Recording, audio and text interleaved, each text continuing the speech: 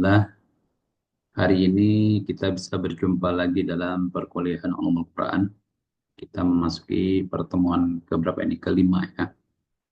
Dan kita berdoa kepada Allah, semoga senantiasa kita diberikan perlindungan, keselamatan, kesehatan oleh Allah Subhanahu wa taala, kemudian diberikan kemudahan rezeki dan kemudahan segala urusan sehingga kita bisa menjalankan aktivitas kita sehari-hari pada hari ini. Baik, kali ini kita akan memasuki materi dengan judul apa tadi? Nuzulul Quran ya. Kita berharap ini menjadi materi diskusi yang menarik dan tentunya eh, ramai ya, karena kita bisa berbagi pengetahuan, informasi tentang materi tersebut dan tentu mudah-mudahan bisa bermanfaat buat kita semua. Amin ya rabbal alamin. Baik, pukul 10.05 ya kita memulai materi ini sama-sama dengan membaca Al-Basmalah. Bismillahirrahmanirrahim. Selanjutnya saya Bismillahirrahmanirrahim. berikan kesempatan kepada pemakalah hari ini. Disilakan.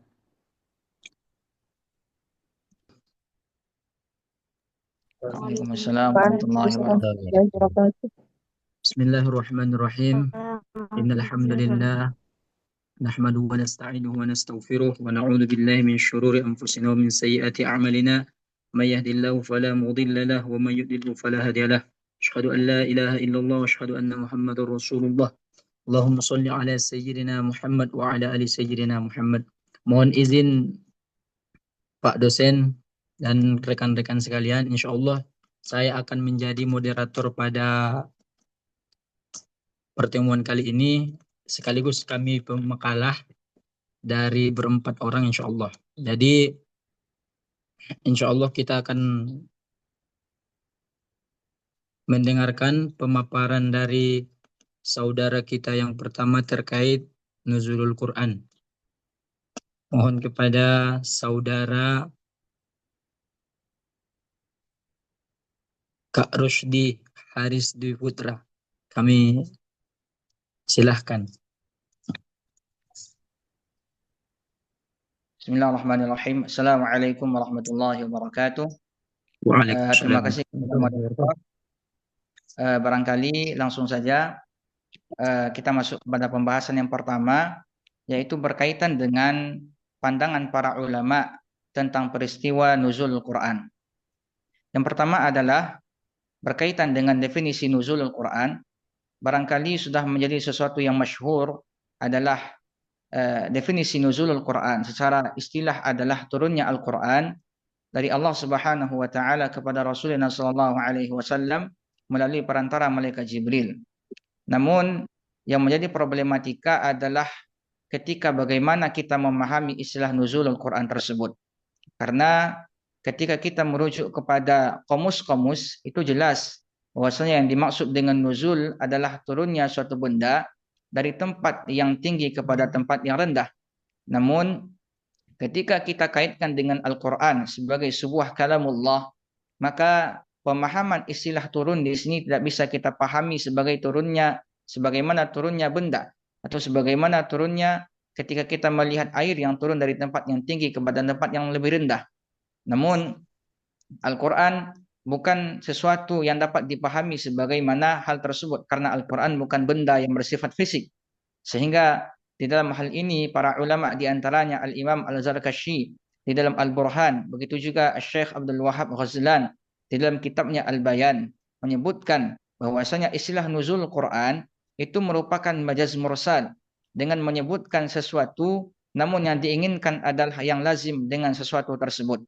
Sehingga yang dimaksud dengan nuzulul Quran dalam hal ini adalah zuhurul Quran atau tampaknya Al-Quran. Ada juga yang memahaminya sebagai i'lamul Quran, yaitu pemberitahuan kepada seluruh manusia akan turunnya Al-Quran. Ada juga yang memahami istilah nuzulul Quran merupakan bagian daripada isti'alah tasrihiyah, yaitu memakai sebuah lafaz, namun yang dimaksudkan adalah lafaz lain dengan adanya sisi kesamaan antara kedua makna itu, yaitu antara turunnya sesuatu dari atas ke bawah dengan informasi atau pemberian suatu berita dari seorang raja kepada prajuritnya memiliki sisi kesamaan, atau yang lebih sederhana lagi ketika kita menggunakan istilah seorang bapak yang menurunkan harta kepada anak-anaknya atau seorang guru yang menurunkan ilmu kepada murid-muridnya, maka istilah turun di sini tidak bisa kita pahami sebagai mana turunnya suatu benda dari tempat yang tinggi kepada tempat yang lebih rendah. Maka begitupun Al-Quran, ketika kata turun dikaitkan dengan Al-Quran dapat dimaknai sebagai pengabaran atau pemberian suatu informasi daripada Allah Subhanahu wa taala yang derajatnya begitu tinggi, yang derajatnya begitu mulia kepada hamba-hambanya atau kepada para pengabdi-pengabdinya. Selanjutnya berkaitan dengan proses turunnya Al-Quran. Menurut Manna Al-Qattan, terdapat dua mazhab pokok di kalangan para ulama seputar pemahaman tentang proses turunnya Al-Quran. Yaitu pendapat yang pertama adalah pendapat yang disampaikan oleh Ibnu Abbas, bahwasanya yang dimaksud dengan turunnya Al-Quran ialah turunnya Al-Quran secara sekaligus ke Baitul Izzah di langit dunia untuk menunjukkan kepada para malaikat bahwa betapa besarnya permasalahan ini. Selanjutnya Al-Quran diturunkan kepada Nabi Muhammad SAW secara bertahap selama 23 tahun sesuai dengan peristiwa-peristiwa yang mengiringinya sejak beliau diutus sebagai seorang rasul sampai wafatnya beliau. Kemudian pendapat yang kedua adalah pendapat yang disandarkan kepada Al-Imam Al-Sya'bi, bahwasanya permulaan turunnya Al-Quran dimulai pada malam Lailatul Qadar di bulan Ramadan, malam yang diberkahi. Sesudah itu turun secara bertahap sesuai dengan peristiwa yang mengiringinya selama kurang lebih 23 tahun. Dengan demikian, menurut pendapat ini, Al-Quran hanya memiliki satu macam turun, yaitu turun secara bertahap kepada Rasulullah SAW. Di samping dua pendapat mayoritas di atas, terdapat lagi pandangan-pandangan yang lain berkaitan dengan proses turunnya Al-Quran, yaitu pendapat yang menyebutkan bahwasanya Al-Quran diturunkan ke langit dunia pada 20 malam Lailatul Qadar, yang mana pada setiap malam Lailatul Qadar tersebut ada yang ditentukan oleh Allah Subhanahu wa taala untuk diturunkan setiap tahunnya, dan jumlah untuk satu tahun penuh itu kemudian diturunkan secara berangsur-angsur kepada Rasulullah sallallahu alaihi wasallam. Kemudian pendapat yang keempat, ada juga sebagian ulama yang berpandangan bahwasanya Al-Qur'an turun pertama-tama secara berangsur-angsur ke Lauhul Mahfuz, kemudian diturunkan secara sekaligus ke Baitul Izzah, dan setelah itu turun sedikit demi sedikit kepada Rasulullah sallallahu alaihi wasallam.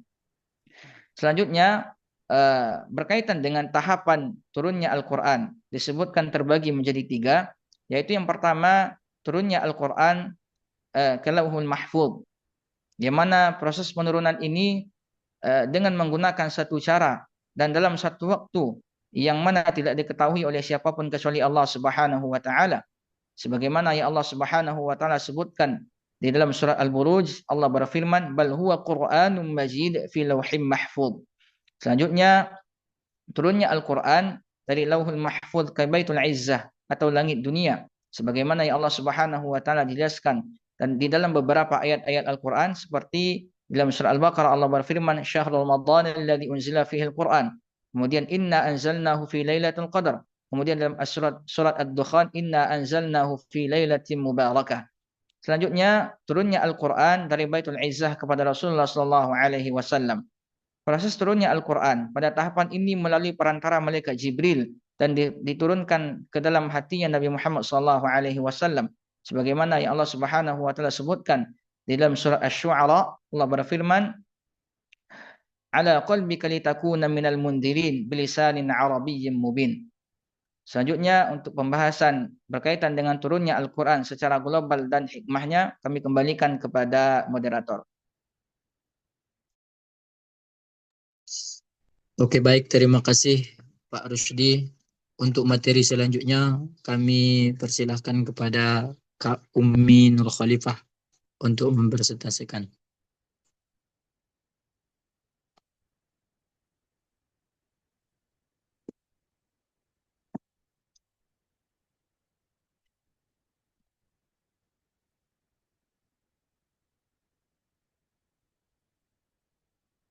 Maaf, lupa dinyalakan mikrofonnya.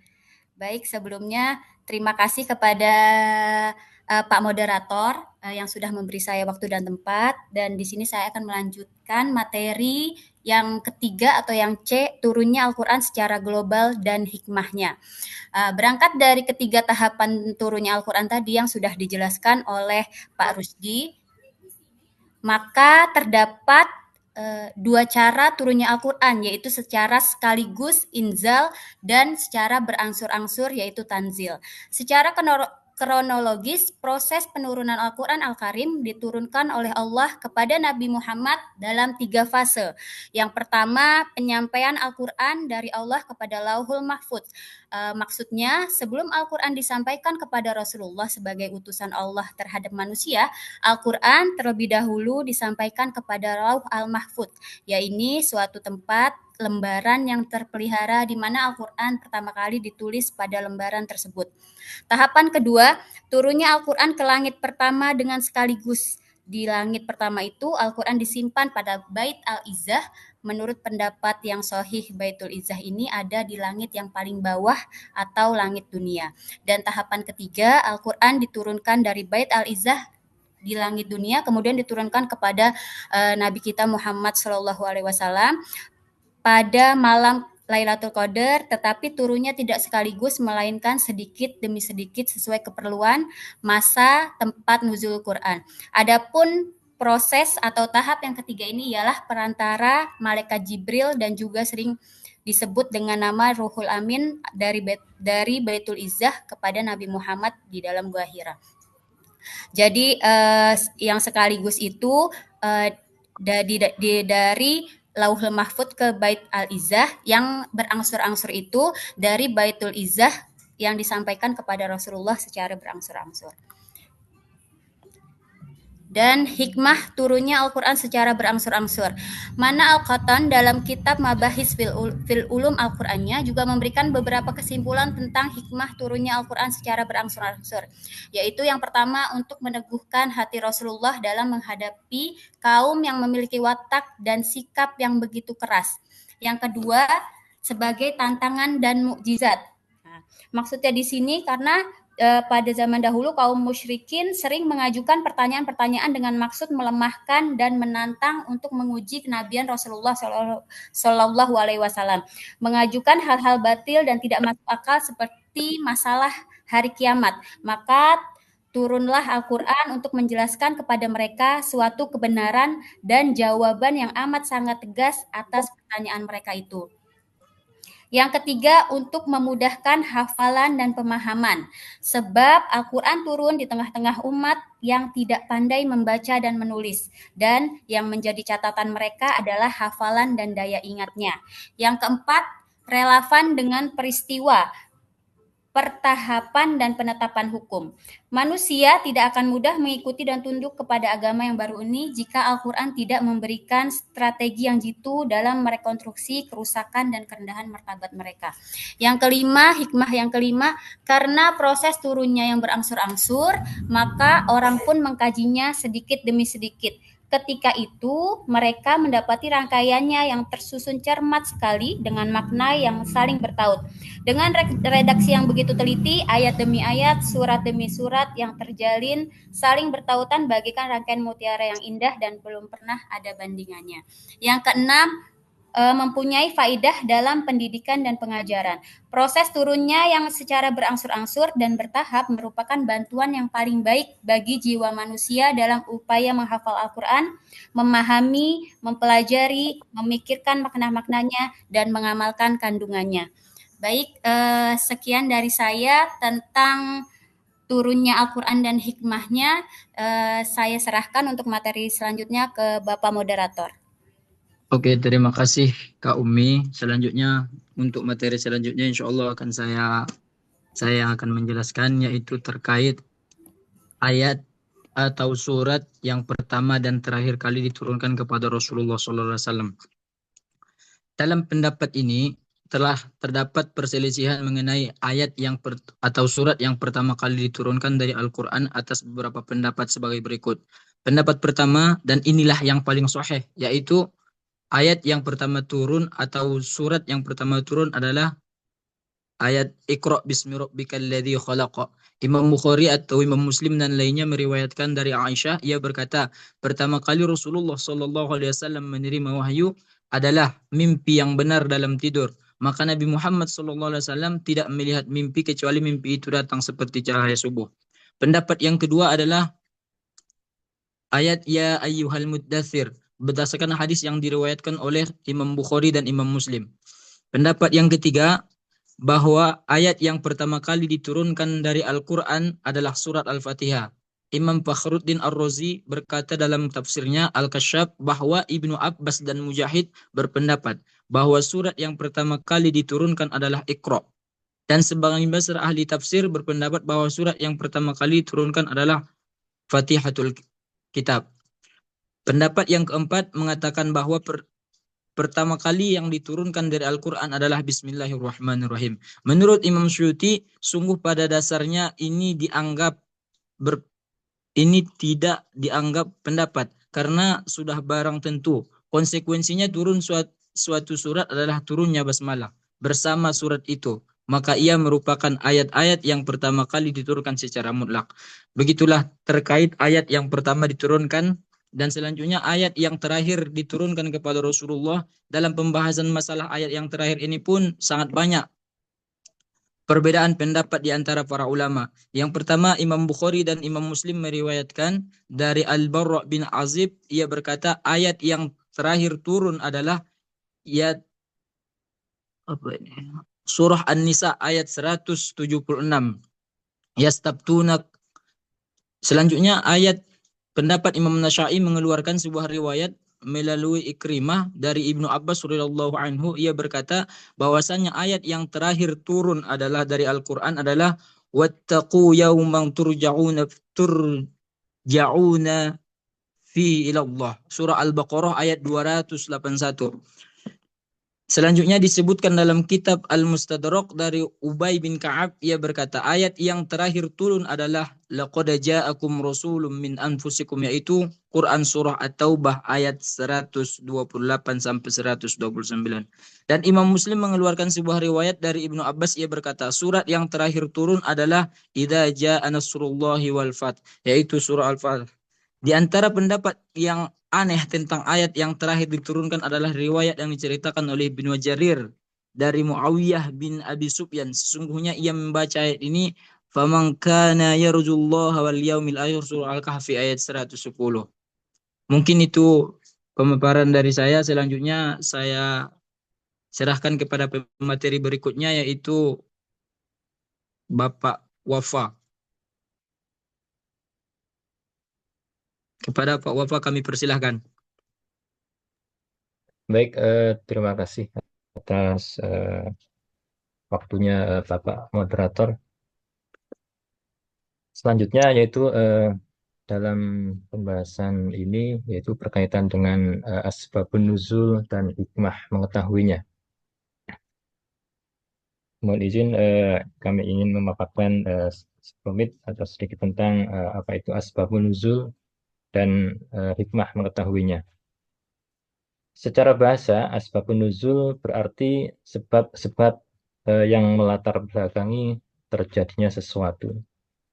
Secara syariat berarti sebab-sebab yang mengiring diturunkannya ayat-ayat Al-Quran kepada Rasulullah SAW lantaran ada suatu peristiwa yang membutuhkan penjelasan atau pertanyaan dan itu membutuhkan sebuah jawaban.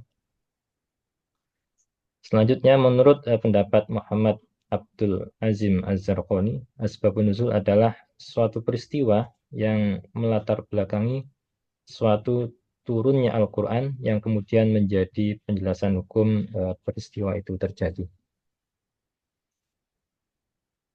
Menurut Profesor Muhammad Quraisyihab dalam bukunya bahwa asbabun nuzul adalah peristiwa baik berupa kejadian atau pertanyaan yang terjadi pada masa turunnya ayat, baik sebelum maupun sesudah turunnya, di mana kandungan tersebut berkaitan atau juga dapat dikaitkan dengan peristiwa tersebut. Prof, Salman Harun dalam bukunya Kaidah-Kaidah Tafsir memaparkan bahwa asbabun nuzul adalah karenanya suatu ayat atau beberapa ayat turun.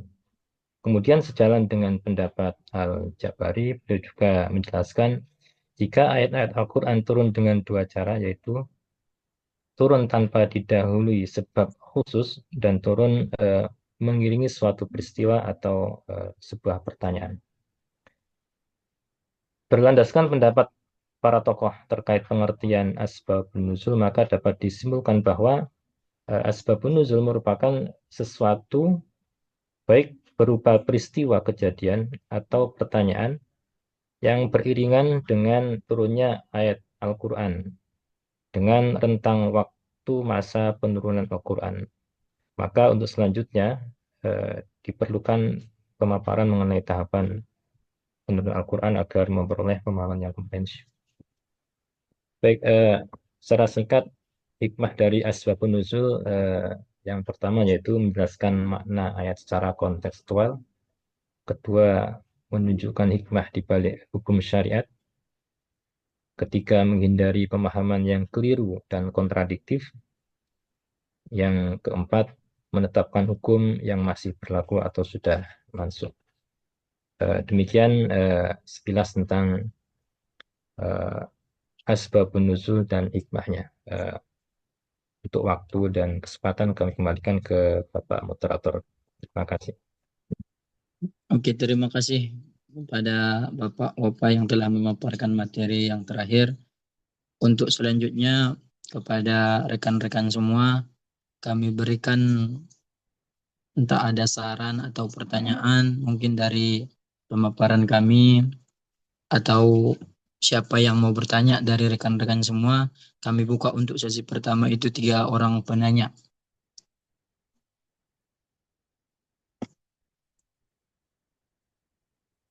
Bismillahirrahmanirrahim. Mungkin dari rekan-rekan semua, silahkan yang mau bertanya. Nanti kalau misalkan kami tidak bisa menjawab, insya Allah kita ada Bapak Dokter di sini. Dan sama-sama kita diskusi. Iya, benar sekali Ustaz. Terima kasih.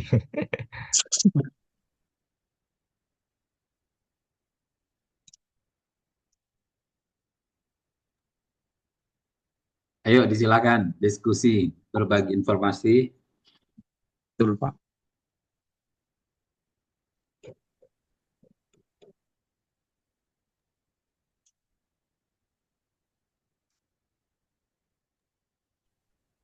Bapak moderator izin bertanya.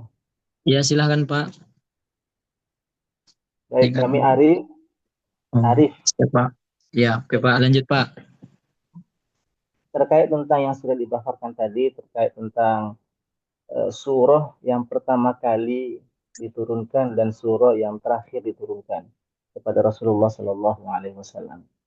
Di Ya, Pak. slide itu ada di bawah itu yang tulisan di bold yang ditebalkan itu menurut saya Imam Asyuyuti maksudnya sesungguhnya pada dasarnya ini tidak dianggap pendapat karena sudah barang tentu konsekuensi turunnya suatu surat adalah turunnya basmalah bersama surat itu. Maka ini merupakan ayat yang pertama kali turun secara mutlak. Pertanyaan kami berarti kalau melihat pandangan Imam Asyuyuti ini berarti al-basmalah adalah ayat yang pertama kali turun sebelum Iqra misalnya. Atau eh, apakah memang ada pandangan ulama terkait tentang misalnya eh, apakah basmalah itu adalah bagian dari setiap surat atau tidak? Atau hanya memang eh, al-basmalah itu yang terkait tentang wa innahu min Sulaiman bismillahirrahmanirrahim itu di surah An-Naml. Mungkin bisa dijelaskan lebih rinci. Oke Pak, terima kasih pertanyaannya Pak. Kami pending dulu Pak ya.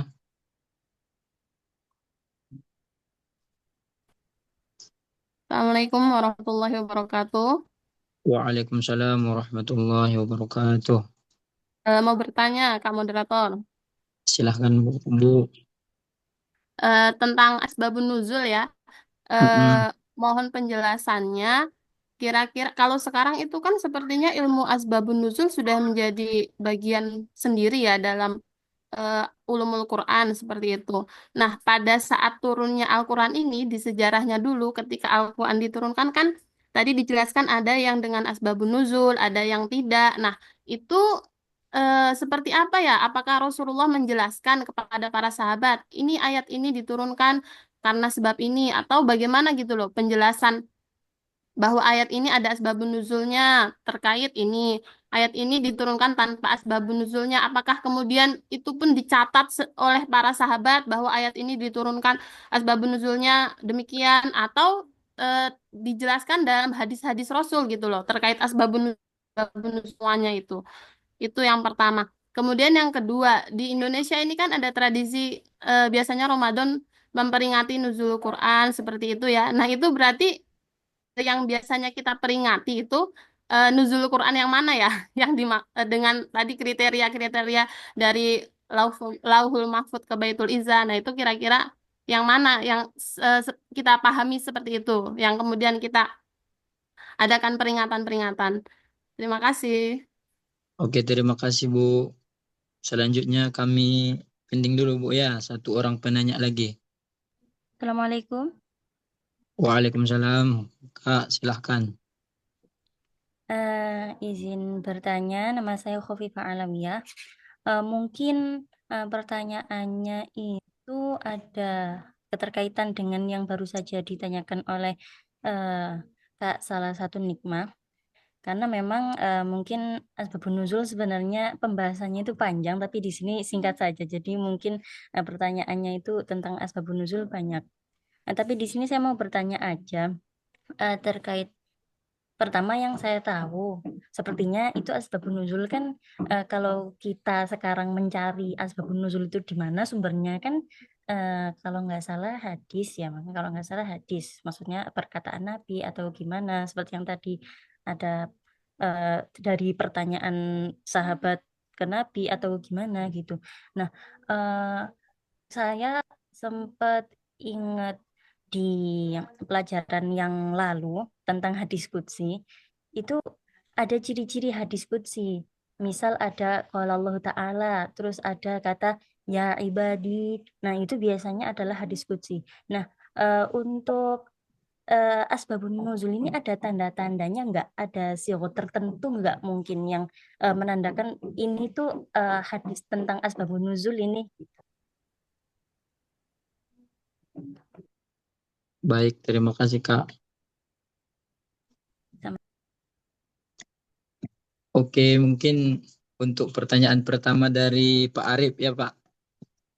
Insya Allah saya akan menjawab pertanyaan pertama ini. Mudah-mudahan bisa Pak, Insya Allah. Jadi terkait apa yang di slide ya Pak, yang dikatakan itu sebetulnya typo. Menurut saya itu menurut Imam Suyuti, bukan menurut saya mungkin ya Kak Umi ya. Menurut Imam Suyuti. Jadi Itu menurut saya kembali ke Imam Suyuti. ya, jadi pertama yang ditulis di situ, apakah memang pertanyaannya tadi Pak, apakah memang Al-Fatihah itu ada atau Basmalah itu adalah surat yang turun pertama gitu ya Pak ya. Jadi kalau dari hadis-hadis ataupun hadis yang kita temukan bahwasanya kami belum menemukan apakah memang Al-Fatihah ataupun Basmalah ini turun sesuai dengan adanya turun ayat itu. Bahkan dalam hadis yang kami temukan di ayat yang pertama turun itu tidak ada disebutkan basmalah. Cuman langsung ikro bismi rabbikal. Tapi dari segi arti mungkin makna bisa kita maknai bahwasanya ikro bismi rabbikal ladzi khalaq. Dari segi arti bacalah dengan menyebut nama Tuhanmu. Tapi secara tertulis dari hadis yang kami cari ataupun kami temukan belum ada Pak. Karena memang hadis yang paling sahih dan yang sahih yang kami temukan ayat yang pertama turun adalah Iqra bismi rabbikal ladzi khalaq. Cuman itu Pak, mungkin ada tambahan dari rekan-rekan yang lain pemakalah atau dari rekan-rekan yang lain.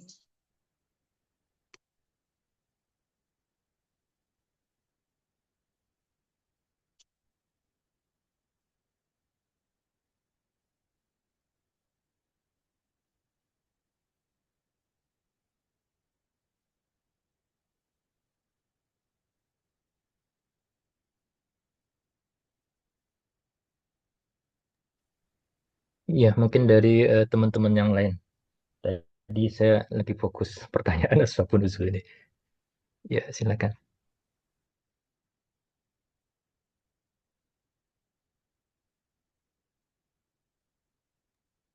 Baik, sedikit yang itu kan baik perkataan Imam As-Suyuti terkait tentang mengatakan bahwa ketika turun ayat Iqra bismi rabbikal ladzi khalaq, eh, malaikat malaikat Jibril itu mengawalinya dengan basmalah, Bismillahirrahmanirrahim, baru Iqra bismi rabbikal ladzi khalaq.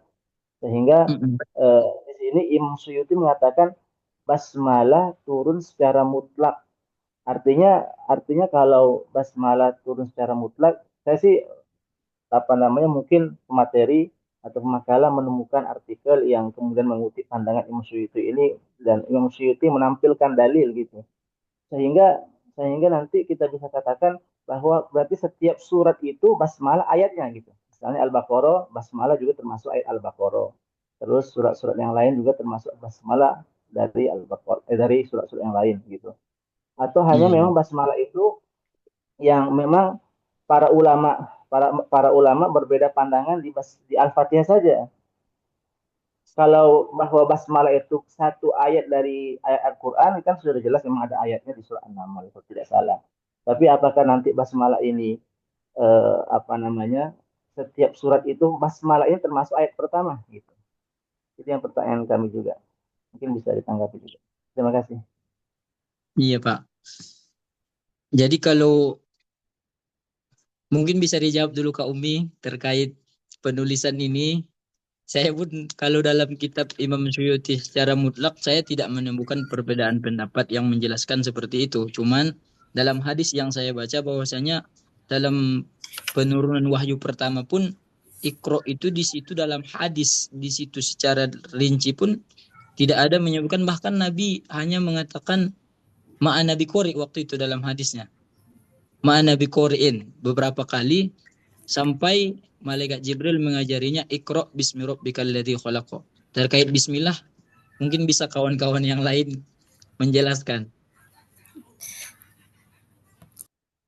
Ya, baik, terkait materi, sebenarnya saya ambil langsung dari buku Ulumul Quran yang di-share di grup. Materi semuanya dari situ. Jadi di sini tertulisnya seperti itu, Pak Arif. Ya, mungkin kalau memang kita tidak mungkin nanti kita serahkan kepada Bapak Dokter terkait ini, karena memang khilafiahnya mungkin banyak, mungkin hanya menurut Imam Suyuti, cuman kami belum menemukan apakah memang ada pendapat yang lain tentang itu atau hanyakah Imam Suyuti yang menjelaskan turunnya setiap surat itu mutlak dengan adanya basmalah dan lain sebagainya, belum ada kami temukan.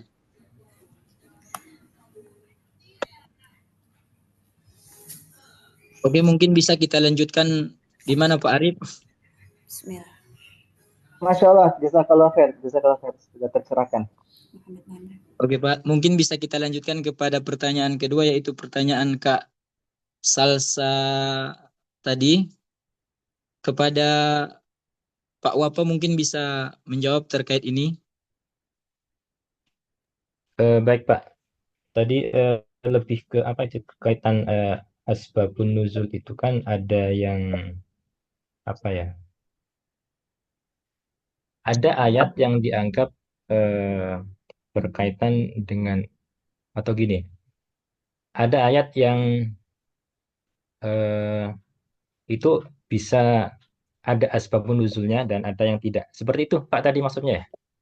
Apakah memang gini? Apakah Rasul yang menjelaskan langsung kepada para sahabat ini ayat ini asbabun nuzulnya ini ayat ini asbabun nuzulnya ini, atau bagaimana Pak? Gitu pertanyaannya tadi Pak. Dan itu yang pertama, yang kedua tadi yang kita peringati di bulan Ramadan itu ada peringatan turunnya Al-Qur'an. Itu bagian dari mana gitu?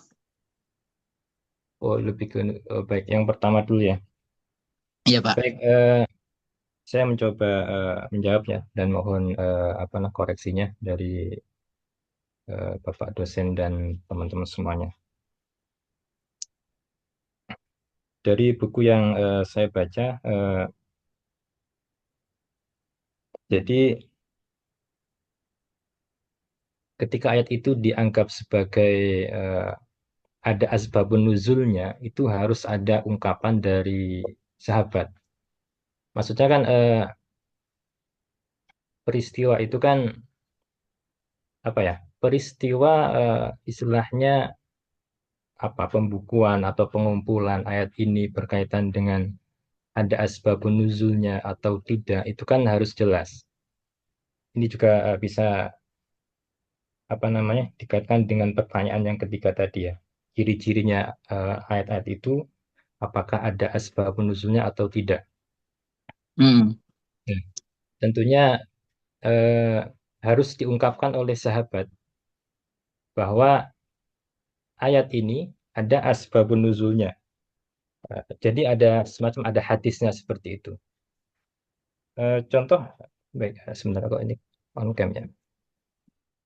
Baik, terima kasih.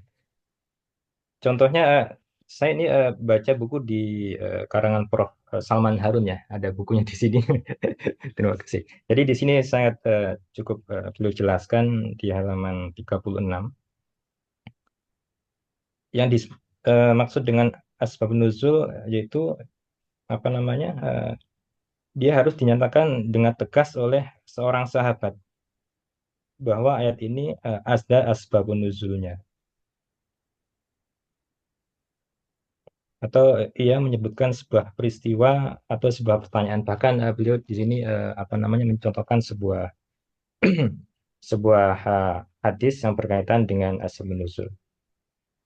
Saya coba bacakan. Ma akhrajahul Bukhari anil Bara' radhiyallahu anhu qala lamma nazala shaumu Ramadhana kanu la yaqrabuna nisaa Ramadhana kullah wa kana rijalun yakhununa anfusahum fa anzalallah alimallahu annakum kuntum takhtanuna anfusakum. Jadi harus jelas bahwa ada sahabat yang menyampaikan karena mungkin di zaman sahabat itu kan tidak apa namanya mungkin ada yang tertulis ya atau mungkin di sebuah pelepah atau di batu gitu ya atau mungkin gimana saya khawatir salah ya tolong diluruskan. Dan selanjutnya untuk ciri-ciri selanjutnya bahwa ini bisa di apa namanya diakui atau dianggap benar bahwa itu sebagai asbabun nuzul. Tentunya sahabat di level pertama ya, maksudnya di zaman sahabat kan terus selanjutnya di masa tabi'in. Karena tabi'in itu dianggap masih dekat dengan sahabat.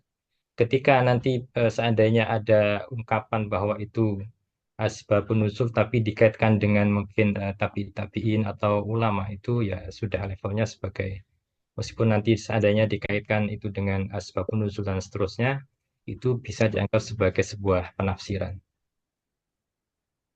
Yaitu singkatnya ya, mungkin sambil lanjut kok saya jadi ngeblank ini, jadi lama tidak diskusi. Mungkin bisa menambah sebuah ini ya, mungkin diskusi. Eh, saya berharap ini tidak puas ya dengan jawaban saya. Mungkin nanti juga dengan Ustadz Syukron akan menambahkan atau teman-teman yang lain. Terima kasih. Sementara dari saya seperti itu. Terima kasih Pak Ahmad. Oke, terima kasih Pak Wapa. Apakah ada tambahan dari rekan-rekan yang lain atau rekan pemakalah?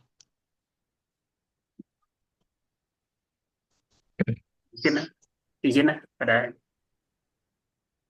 Oke, Ustadz, silahkan San. ya bukan menambahkan barangkali ya. Tapi tentang konteks asbabun nuzul itu kan kalau saya benar ada ini, ada apa? Ada di bukan kitab ya, tapi bukunya ini asbabun nuzul ya. Ini kurang kelihatan ya. Asbabun nuzul. Jadi di sini Karya memang siapa? Ustaz? asbabun nuzul di sini memang tidak di buku ini tidak disebutkan ya apa tidak semua ayat itu ada asbabun nuzulnya. Bahkan di sini ketika asbabun nuzul kita langsung ke misalnya surat Al-Baqarah ayat 1 sampai 20, kemudian ayat 26. Nah, Al-Fatihah ternyata di sini tidak disebutkan asbabun nuzulnya. Dan seperti yang disampaikan oleh Ustadz Wafa, itu kan ada periwayatan ya, dari misalnya tentang Al-Baqarah 2 sampai 5 itu misalnya diriwayatkan oleh Al-Faryabi dan Ibnu Jarir yang bersumber dari Mujahid. Jadi memang dalam konteks asbabun nuzul ini ada memang riwayat-riwayat ya yang menyebutkan tentang itu, gitu. Dan tentu konteks ayat itu turun tentu sesuai dengan konteksnya, kenapa ayat itu turun, seperti misalnya ketika Sayyidah Aisyah, Siti Aisyah itu ketika ada berita hoax zaman sekarang ya tentang hadisul ifki ya, nah itu kan turun tuh surat Baroah ya atau Taubah gitu. Jadi konteks turun ayat itu sesuai dengan kondisi yang terjadi. Jadi tidak semua ayat itu ada asbabun nuzulnya. Kalau saya lihat di sini gitu. Nanti barangkali nanti mohon dikoreksi sama Pak Dokter. Ya, Terima kasih. saya setuju saat itu. Tidak semua Terima kasih. Ya, ayat itu ada asbabun nuzulnya. ya syukur. Atau mungkin sebenarnya karena keterbatasan ini pengumpulan atau Ya. pengumpulan data dari para sahabat dan tabiin. Ya. Akhirnya kita tidak menemukan gitu. Ya, barangkali itu ya. Mohon maaf nanti kalau salah mohon dikoreksi. Ya. Ya, terima kasih Pak Abdul Hakim atas tambahannya. Jadi tadi ada pertanyaan kedua dari Kak Salsa ini. Kalau kata Kak Salsa tadi, kalau yang kita peringati di nuzul Quran waktu bulan Ramadan itu masuk di bagian asbabun nuzul yang mana? Itu lebih ke tahapan mungkin. Tadi Iya, kemana? kita kan Tadi, dalam bulan Ramadan kan kita memperingati namanya nuzul Quran, malam nuzul Quran. ya. Itu kan sebenarnya lebih ini mungkin ya. Sebenarnya itu posisinya ketika Al-Quran turun itu, apakah di Lauhul Mahfud, Baitul Izzah atau sudah ke Nabi. Gitu Ustaz ya. Jadi di mana Ustaz? Mungkin itu bisa salah saya. Mungkin saya menggambarkannya itu sudah di ini ya, di Baitul Izzah ya. Baitul Izzah gitu ya. Langit bumi ya.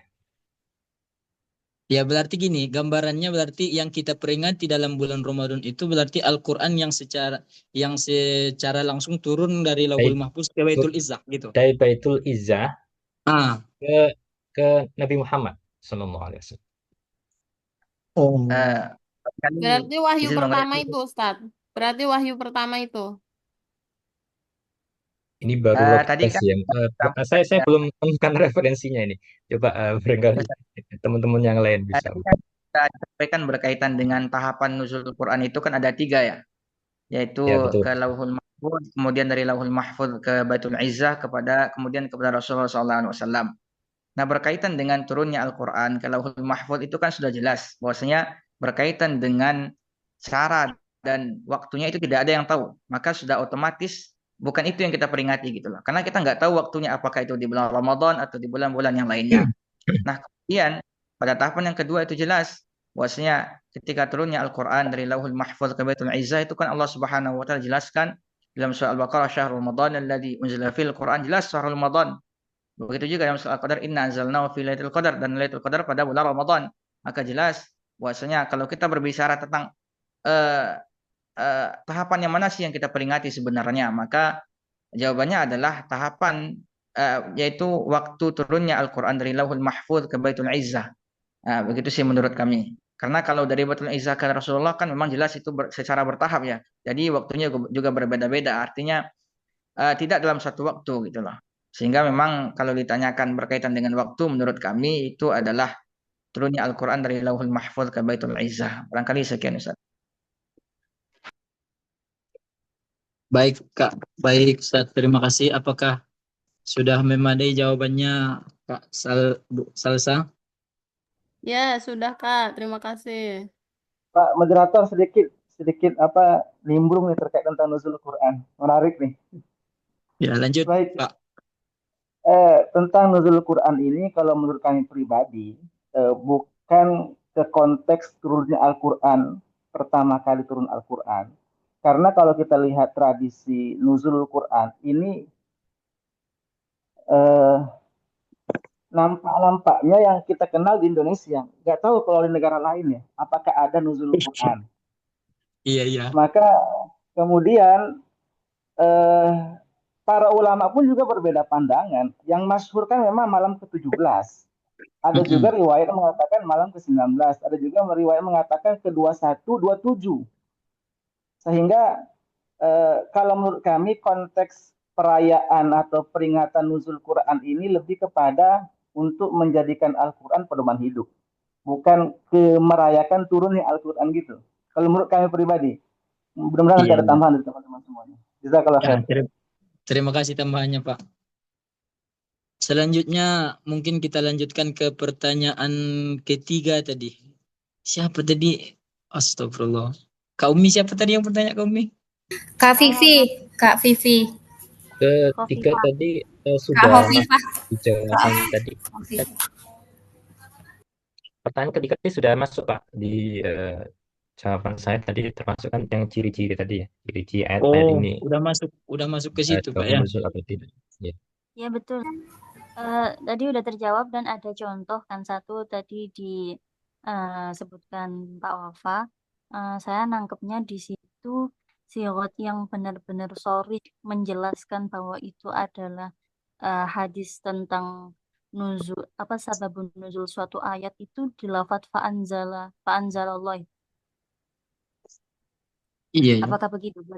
Berarti kira-kira misal ada hadis terus ada sirat fa'anzalallahu habis menceritakan tentang suatu peristiwa, terus ada fa'anzalallahu atau fanuzilat atau yang ada nazala mungkin itu ya yang salah satu ciri-ciri atau salah satu ciri-ciri sirat dari hadis yang berkaitan dengan asbab nuzul suatu ayat, mungkin seperti itu. Ya betul, Bu. Dari yang disampaikan Pak Wafa tadi, memang di hadis itu memang rata-rata ada sikut fanazalat atau fanuzilat atau fa'anzala dan lain sebagainya mungkin. Kalau yang kita temukan di hadis seperti itu, Bu.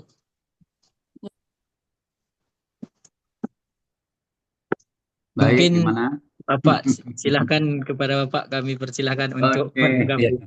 Terima kasih Pak Moderator.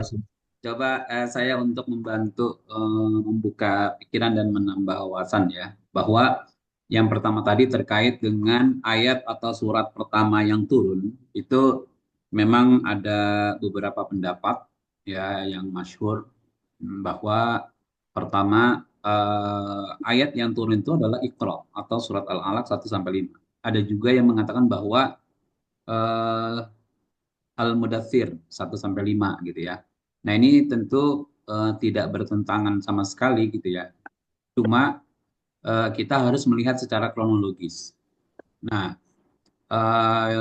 mayoritas ulama bersepakat bahwa surah pertama yang diakui turun itu adalah surah Al-Alaq 1-5. Ya, ini terkait dengan historisnya atau secara historis memang surat Al-Alaq lah yang pertama turun. Makanya surat Al-Alaq itu oleh para ulama, ya beberapa ulama dianggap sebagai surah sebagai bentuk proklamasi atau proklamir, ya memproklamirkan bahwa kenabian Muhammad gitu ya. Maka ini adalah tanda bahwa surah Al-Alaq itu adalah surah yang pertama. Lalu bagaimana dengan surah Al-Mudaththir? Surah Al-Mudaththir itu adalah turun berikutnya. Dia termasuk kepada periode-periode awal turunnya wahyu gitu ya. Nah, ketika Rasulullah mendapatkan surah Al-Alaq, itu Rasulullah bukan senang, bukan bahagia, bukan apa, tapi malah takut dan cemas. Bahkan ketika beliau pulang dari Gua Hira, beliau langsung berkemul atau berselimut gitu ya, dan seolah seperti ketakutan yang membuat istrinya itu akhirnya bertanya-tanya dan berupaya untuk melindungi gitu kan. Nah, dari situ kita bisa melihat bahwa pada saat itu Rasulullah ketika menerima ayat atau surat pertama itu tidak tidak langsung bergerak untuk menyampaikan kepada umat, kepada ya dalam masyarakat apa namanya para sahabat dan seterusnya gitu ya, kaum muslimin. Nah, justru yang dialami adalah ketakutan, kekhawatiran, sampai bahkan menggigil sehingga tubuhnya diselimuti gitu ya. Nah, kemudian setelah itu turun lagi ayat Al-Mudaththir yang memerintahkan kepada Rasul untuk bangkit. Maksudnya hilangkan ketakutan, hilangkan kecemasan gitu ya. Yang akhirnya surah Al-Mudaththir ini adalah pertama turun sebagai apa? Instruksi ya, sebagai instruksi kepada Nabi Muhammad untuk berdakwah. Gitu ya. Mulailah pada saat turun surah Al-Mudaththir ini Rasulullah memulai ya awal langkah untuk berdakwah. Ya, mulai dari keluarga, terus kepada para sahabat dan beberapa kerabat dekat kaum muslimin gitu ya. Jadi begitu ya rangkaian mana surah yang pertama turun. Ya, diakui itu surah pertama turun adalah surah Al-Alaq 1 sampai 5. Kemudian baru berikutnya adalah surah Al-Mudaththir yang tujuannya adalah sebagai instruksi pertama ya kepada Nabi Muhammad agar menyampaikan wahyu yang diberikan oleh Allah melalui malaikat Jibril ini kepada manusia gitu ya. Itu jawaban yang pertama. Kemudian yang kedua terkait dengan asbabun nuzul. Kalau asbabun nuzul memang tadi Ustaz Wafa sudah menjelaskan, bukan Nabi yang menyebutkan ini asbabun nuzulnya ini bukan, tetapi para sahabat. Dari mana diketahui para sahabat yang menentukan oh ini asbabun nuzulnya surah ini adalah ini gitu ya, peristiwa ini gitu. Itu dari hadis-hadis Rasulullah yang tentu bisa kita baca nanti. Ya tentu tadi oleh siapa tadi? Salsabila sendiri atau Khafifah sendiri yang menyatakan bahwa ada redaksinya. Ya tentu kita bisa melihat atau membaca dari periwayatan-periwayatan terkait dengan sabab nuzul ayat itu ada redaksi-redaksi yang mengindikasikan bahwa itu adalah sabab nuzul dari turunnya ayat gitu ya. Nah, misalnya ada hadis ya dengan redaksi ja'ar rajulu ilan nabi sallallahu alaihi wasallam faqala bla bla bla bla bla bla kemudian fanazalat hadhil ayat. Nah, berarti hadis tersebut isinya apa? Dan itu adalah merupakan latar belakang turunnya ayat. Gitu ya. Saya ulangi lagi. Jadi informasi tentang ada atau tidaknya nuzulul Quran itu nuzul ayat itu atau sabab nuzul ayat itu bukan dari Nabi yang mengatakan ini sebab turunnya adalah ini gitu ya. Nah, ini dari sini bukan, tetapi para sahabatlah ya yang membuat pernyataan seperti itu yang menangkap dari apa yang disampaikan oleh Rasulullah SAW berdasarkan peristiwa atau satu kondisi yang dialami oleh Nabi dan para sahabat. Dan perlu dicatat dan diingat gitu ya bahwa tidak semua ayat itu ada sabab nuzulnya gitu ya. Kenapa? Ya tentu terkait dengan konteks ayat tersebut. Kalau misalnya dengan kisah ayat terkait dengan kisah-kisah itu bisa jadi tidak ada sabab nuzulnya.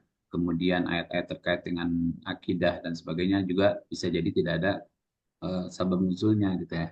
Yang sering kali terjadi ada sabab nuzul itu adalah terkait dengan masalah-masalah muamalah, ibadah, sosial dan seterusnya gitu ya. Nah, itu terkait dengan sabab nuzul ya. Dan satu lagi yang perlu garis bawahi bahwa ayat Al-Qur'an itu turun ya seringkali merupakan atau sesuai dengan peristiwa yang terjadi pada masa itu dan ayat itu merupakan jawaban atas pertanyaan dari para sahabat ya terkait dengan masalah dan problem di masyarakat pada saat itu gitu ya. Maka itu bisa dikaitkan menjadi sebuah bukti atau menjadi salah satu contoh sabab ya turunnya ayat gitu ya atau surat seperti itu. Kemudian yang ketiga apa tadi pertanyaannya? Oh, terkait dengan nuzulul Quran ya, Iya. peringatan nuzulul Quran. Peringatan nuzulul Quran ini sebetulnya bagian dari bukan hanya Indonesia ya, ada beberapa negara lagi yang memperingati nuzulul Quran itu atau menganggap itu sebagai sebuah peringatan.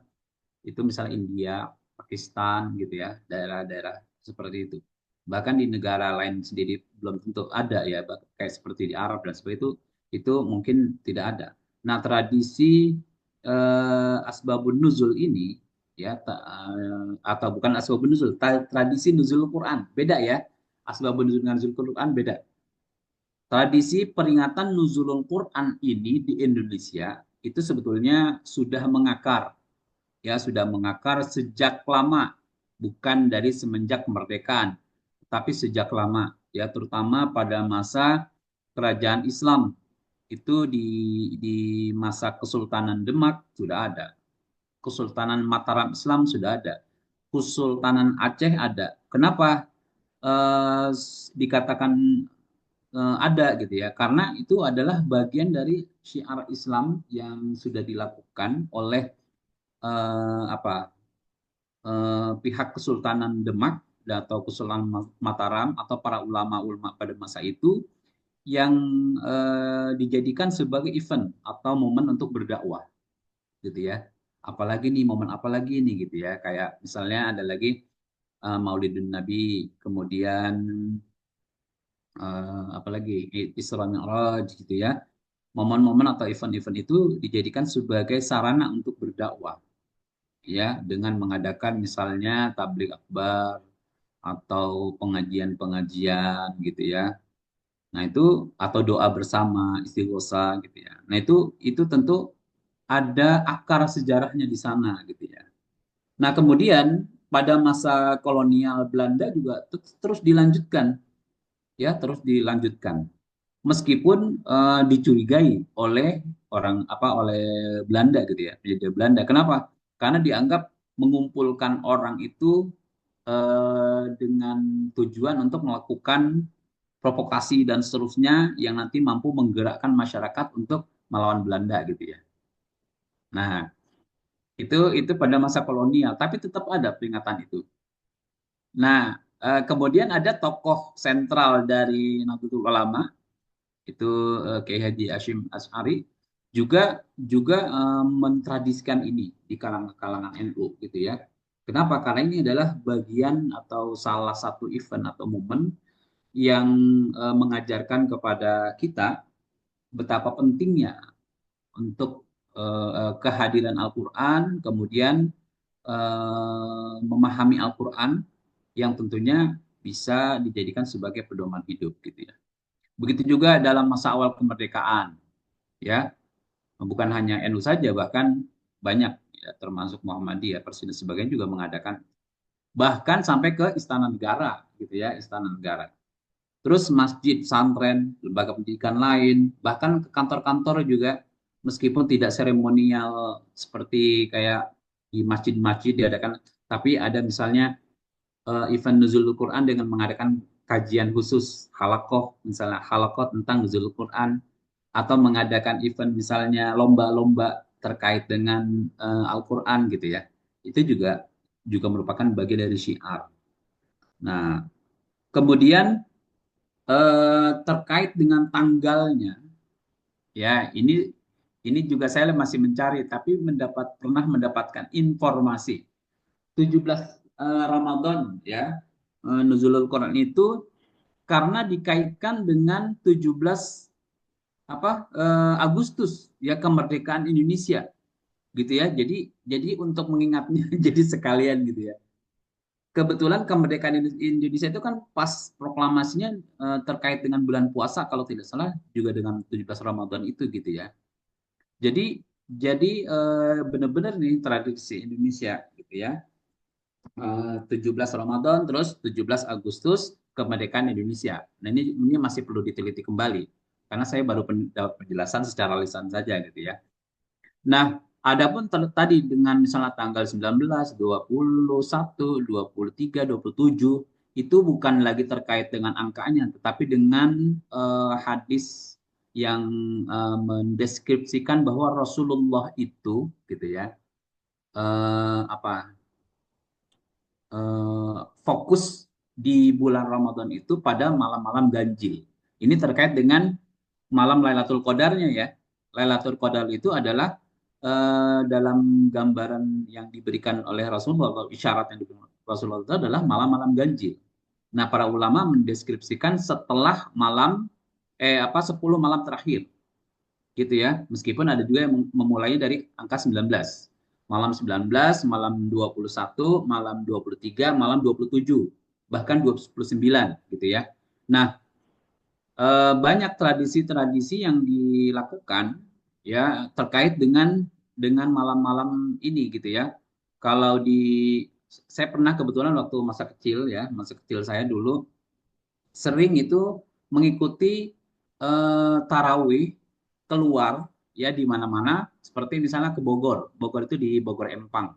Kemudian di Keramat Jati ya Al-Hawi dan seterusnya. Kemudian di Condet ya, di Condet. Terus di daerah Tebet, terus di daerah mana lagi Kuitang ya. Itu malam 19, malam 21, malam 23, malam 27, malam 29. Itu kalau kita bilang bahasanya namanya maleman. Jadi setiap maleman ini kita tuh rame-rame satu kampung nyewa bis atau bawa mobil sendiri.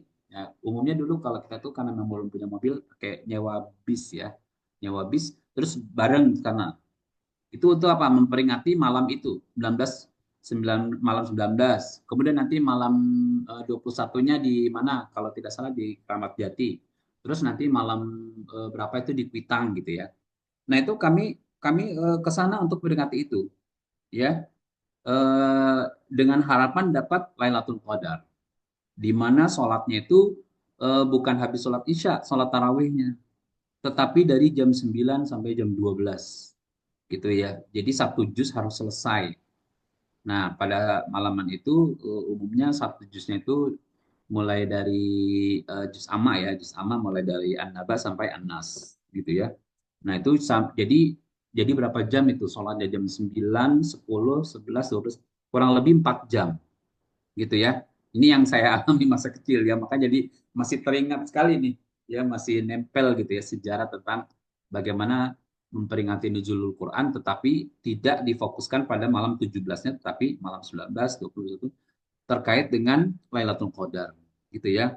Jadi informasi atau wawasan tentang nuzulul Quran khususnya di Indonesia itu adalah bagian dari tradisi ya, tradisi yang baik yang awalnya itu dikaitkan dengan 17 Ramadan itu adalah sesuai dengan kemerdekaan Indonesia. Jadi mudah diingat 17 Ramadan, 17 Agustus kemerdekaan. Kemudian ada yang mengatakan 19-20 itu karena Lailatul Qadarnya Rasulullah mengisyaratkan Lailatul Qadar itu terjadi pada malam-malam ganjil ya, terutama di 10 hari menjelang akhir Ramadan gitu ya. Saya kira itu mudah-mudahan bisa menambah wawasan dan tentu harus diteliti kembali gitu ya. Terima kasih. Silakan dilanjutkan. Ini Ustaz, tadi ada pertanyaan yang ini Ustaz, peristiwa apa tadi ya? Yang kedua tadi apa Ustaz ya? Terkait apa Mengutip tadi, sebuah Pak? ayat tadi, Syahrul Terkait Ramadan. terkait Bismillah, itu gimana Pak? Terkait Bismillah yang ditanya Pak Arif tadi, apakah memang secara mutlak dia turun dengan surat yang turun waktu itu, atau memang bagaimana Pak? Saya juga masih. Ya, para ulama sepakat Bismillah itu dari bagian dari ayat Al-Fatihah. Ya, jadi Al-Fatihah tidak dimulai dari Alhamdulillahirobbilalamin, tapi dari Bismillah. Bismillah itu bagian ayat. Adapun yang mengatakan tidak Bismillah bukan bagian dari ayat, Nah, itu dia mengatakan bahwa Bismillah itu hanya awal pembuka bacaan. Nah, maka Al-Fatihahnya itu memang dimulai dari Alhamdulillah, gitu ya. Tapi nanti dipecah, tapi jumlah ayatnya tetap sama, 7 ayat juga, ya. Dipecahnya pada kata siratal ladzina an'amta alaihim. Ya, ihdinas siratal mustaqim, siratal ladzina an'amta alaihim satu. Itu 1 ayat. Nanti ayat ketujuhnya ghairil maghdubi alaihim waladdallin. Gitu ya. Nah, tetapi para ulama bersepakat menganggap bahwa Bismillah itu adalah bagian dari surah Al-Fatihah masuk ke dalam ayat yang pertama, gitu ya. Nah, turun bareng sesuai dengan Al-Fatihah tadi, gitu ya. Nah, kalau terkait dengan Al-Fatihah ini apa turun pertama atau apa terkait dengan urutannya, ini masuk ke dalam kajian ini tartibul Quran, ya, tartib mushafi dan tartib nuzuli, gitu ya. Dan lain lagi bahasannya. Tapi ya masuk juga sih sebetulnya ya, gitu.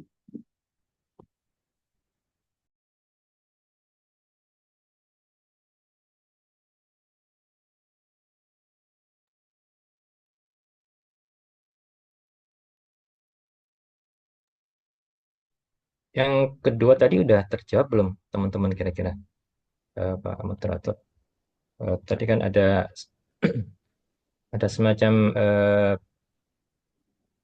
apa ya, pendapat dari kami ketika mengutip sebuah ayat Syahrul Ramadan alladzi unzila fil Quran, apakah itu dari Lauhul Mahfud ke Baitul Izzah Oh, atau dari Baitul Izzah ke Nabi Muhammad SAW?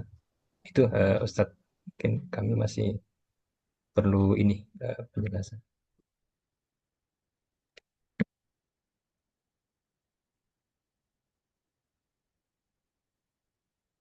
kalau Syahrul Ramadan itu terkait gini ya, kan Allah menurunkan Al-Quran itu ke Baitul Izzah itu secara full penuh, satu ibaratnya kalau seperti kita ini mushaf, satu mushaf. Nah, kemudian pada malam Ramadan, Syahrul Ramadan itu kan Al-Quran tidak lagi turun dengan bentuk blok satu mushaf 30 juz misalnya, tidak. Tetapi kan mulai berangsur-angsur tuh bagian-bagian. Berarti itu dari malaikat ke atau dari Baitul Izzah ke Rasul, gitu ya. Jadi momennya itu apa ibaratnya gini, Syahrul Ramadan itu menggambarkan turunnya Al-Quran dari malaikat Jibril kepada Nabi Muhammad, gitu ya, secara berangsur-angsur. Nah, adapun Allah menurunkan ayat atau Al-Quran itu kepada malaikat Jibril sampai ke Baitul Izzah itu secara langsung penuh full 30 juz, gitu ya, secara dalam satu hak, gitu ya, kalau kita sekarang. Saya kira itu. Terima kasih, Ustaz. Terima kasih. Baik, terima kasih Ustaz. Mungkin dari kawan-kawan yang dari rekan-rekan sekalian masih ada yang mau bertanya, kita persilahkan. Mau bertanya kepada pemukala atau mau menambahi atau mau diskusi, kita silakan.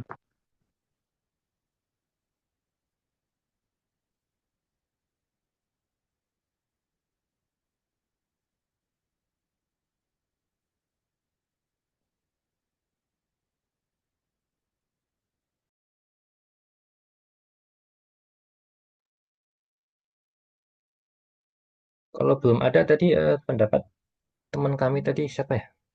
Ustadz siapa ya tadi ya? Pemakalah kami yang menyampaikan bahwa dari Laiful Mahfud ke Baitul Izzah, mungkin apakah ada pendapat tertentu ya? Ini dari ini ya, Pak Rusdi deh kalau nggak salah, Pak Rusdi. Rusdi ya? Mungkin gih. Biar maksudnya kita barangkali memang ada pendapat seperti itu. Kak, aku mau ini ya nambah make sure aja sih. Tapi itu wahyu pertama ketika diturunkan itu pada bulan Ramadan bukan ya? Lupa soalnya. Halo, nyambung nggak? Itu tadi ayatnya sudah jelas. Nyambung Kak, nyambung. Syahrul Oh, Ramadan nyambung. alladzi unzila fihil Quran itu udah jelas. Oh iya. Heeh. 17 Ramadan juga bukan ya, Pak ya? Kalau angkanya kita tidak bisa patokan Oh gitu. berapa-berapanya. Karena yang jelas yang pasti itu turun berkaitan dengan Lailatul Qadar. Sedangkan Lailatul Qadar sendiri itu masih perdebatan, belum ada kepastian tanggal berapa ya Lailatul Qadar. 19 17, 19, 21 apa 23 apa 29 apa 27 gitu kan. Karena nggak ada yang bisa memastikan, hanya isyarat saja dari Rasulullah terkait dengan hadis yang beliau sampaikan itu malam ganjil di 10 yang ketiga atau 10 terakhir di bulan Ramadan. Ya, itu kalau terkait dengan nuzulul Qur'annya. Gitu ya, bisa dipahami nggak? Bisa, Pak. Insya Bisa ya. Allah. Nah, Bisa, jadi Pak. Oke, oke. jadi itu terkait dengan turun pertama ya, turun pertama. Adapun turun ayat atau surat-surat lain berikutnya tidak selalu di bulan Ramadan, kapan saja gitu ya. Kan tadi terkait dengan berbagai peristiwa yang terjadi di masyarakat. Bahkan kadang bisa menjadi jawaban buat Rasulullah atas pertanyaan para sahabat terkait dengan problem-problem yang ada atau muncul pada saat itu, gitu ya. Bisa dipahami? Bisa, Oke Pak. ya. Mm-mm. Ya, Baik, ya terima syukron. kasih Bapak. Mm-mm.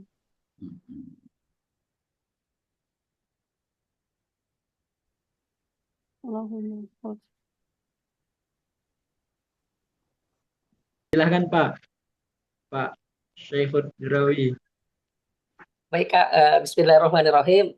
Eh, jadi setelah beberapa kitab saya pernah membaca itu Kak tentang ayat-ayat hukum, misal kitab Rawaiul Bayan di tafsir ayatil ahkam. Nah, di setiap ayat itu terdapat beberapa asbabun nuzul. Artinya satu ayat itu memiliki beberapa asbabun nuzul.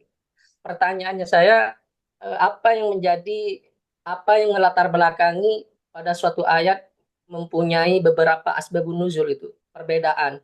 Bukankah tadi asbabun nuzul itu prosesnya perintah dari sahabat, artinya mutawatir kepada Rasulullah. Apakah ini memang asbabun nuzul ijtihadi, bukankah tauqifi? Mungkin begitu Kak ya. Terima kasih.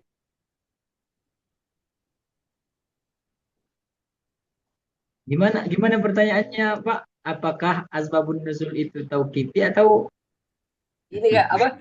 Kan satu ayat tuh ada yang mempunyai beberapa asbabun nuzul. Jadi bukan hanya satu sebabun nuzul, artinya mempunyai perbedaan gitu Kak. Nah, iya apa iya. yang melatar belakangi sehingga terjadi perbedaan terhadap ayat tersebut? Bukankah asbabun nuzul itu tauqifi gitu, bukan ijtihadi? Mungkin itu Kak. Ya, karena mungkin ada ini, saya mencoba menjawab, karena ada beberapa pendapat sahabat riwayat yang menyatakan tentang itu, Pak. Saya pikir seperti itu. Karena istilahnya kembali ke laptop ya, kembali ke laptop bahwa eh, ayat bisa dikatakan sebagai ada kaitan dengan asbab nuzul itu harus ada riwayatnya. Nah, ketika ada perbedaan, tentunya di sini ada beberapa riwayat yang menyatakan seperti itu. Ya, mungkin teman-teman bisa membantu. Terima kasih.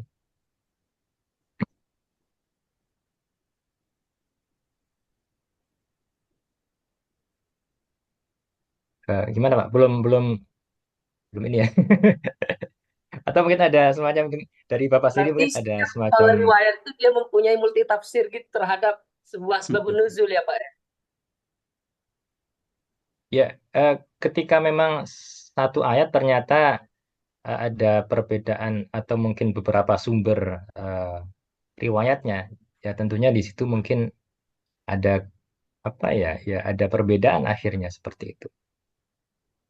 Dan itu juga tentunya sesuai kesepakatan tadi ya bahwa bisa dianggap atau apa ya istilahnya diakui sebagai riwayat yang benar ya itu harus disampaikan oleh sahabat atau minimal oleh tabiin. Begini, saya coba bantu menambahkan penjelasan ya. jika dikaitkan dengan itu, kalau itu tidak terkait dengan tauqifi atau taufiki ya. Kalau asbabun nuzul, mengapa dia berbeda? Asbabun nuzul itu kan sumbernya dari hadis, ya kan? Hadis itu kan didapat melalui periwayatan. Siapa yang periwayat-periwayatnya itu? Para sahabat. Pada saat Rasulullah berbicara tentang satu masalah, itu kan tidak hanya satu sahabat yang mendengar. Bisa dua, tiga, empat. Misalnya ada 4 orang yang mendengar per itu. Maka jalur hadis itu ada 4 jadinya. Misalnya kita katakan, misalnya yang pertama, ada dari Abu Bakar. Yang mendengar nih, Abu Bakar. Kemudian yang kedua, Umar. Kemudian yang ketiga, Utsman. Yang keempat, Ali. Gitu kan. Nah, nanti Abu Bakar ketika beliau berbicara dengan kelompok masyarakat lainnya atau sahabat lainnya, tentu kan punya dari 4 ini tentu bisa jadi redaksinya berbeda. Ya, redaksinya berbeda. Nanti pada saat dengan kondisinya masing-masing, misalnya Abu Bakar menyampaikan ini ke sahabat yang lain di sini misalnya. Kemudian Umar menyampaikan di sini. Kemudian begitu juga Utsman menyampaikan di sini, Ali menyampaikan di situ gitu. Jadi berbeda-beda gitu kan. Nah, dari situ kan nanti muncul jalur-jalur jadinya kan. Ya. Nanti apa Abu Bakar misalnya jalurnya ke sana misalnya Ikrimah. Kemudian Umar jalurnya ke Ibnu Abbas. Kemudian ini jalur kemana gitu. Nah itu yang bikin berbeda. Kayak kita pesan berantai, itu seringkali tidak sempurna. Ya, sama persis 100% antara penerima terakhir dengan penyampai pertama. Gitu ya. Itu seperti itu. Jadi para sahabat pun ketika mendengar itu, ini dalam konteks misalnya bukan khalifah saja ya, misalnya khalifah Rasyidin saja bukan. Para sahabat lain bisa jadi langsung menerima itu dari Nabi, kemudian ada yang bisa baca, ada yang bisa menulis, ada yang penghafalannya kuat, daya tangkapnya kuat gitu ya. Jadi redaksinya bisa persis sama apa yang Rasulullah sampaikan. Tetapi ada juga pada saat menyampaikan kepada para sahabat lainnya di dalam kondisi lain, akhirnya redaksinya ada yang hilang, ada yang ketuker, ada yang tersampaikan menurut redaksi si A gitu kan. Itu ya kayak banyak contoh-contoh hadis misal kayak malam yada qaulaz zur saja itu hadis riwayat Imam Bukhari. Tetapi lafaznya atau redaksinya itu milik Imam Abu Daud gitu kan. Nah, itu disebabkan seperti itu. Makanya banyak perbedaan pendapat dari asbab nuzul. Ada yang mengatakan sebab nuzulnya adalah ini, ada yang mengatakan seperti ini. Itu karena ya tadi, ya sumber dasarnya adalah hadis, sedangkan hadis itu diriwayatkan oleh banyak para sahabat yang langsung kepada Rasulullah dan itu memiliki kapasitas dan kapabilitas yang berbeda-beda gitu ya.